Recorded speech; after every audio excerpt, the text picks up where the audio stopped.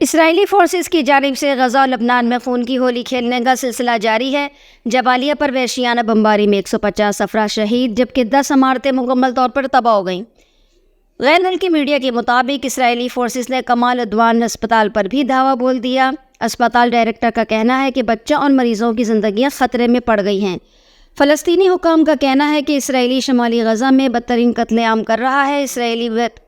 اسرائیلی طیاروں نے خان یونس پر بھی وحشیانہ بمباری کی جس کے نتیجے میں 28 فلسطینی شہید ہو گئے۔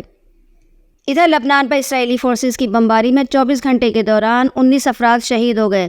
جنوبی لبنان میں 3 صحافیوں کو بھی شہید کر دیا گیا۔ فرانسیسی صدر کی جانب سے لبنان میں فوری جنگ بندی کا مطالبہ کیا گیا ہے۔ دوسری جانب لبنان میں مزاحمتی تنظیم حزب اللہ کے ساتھ جھڑپ میں اسرائیل کے 4 فوجی ہلاک اور 6 شدید زخمی ہو گئے۔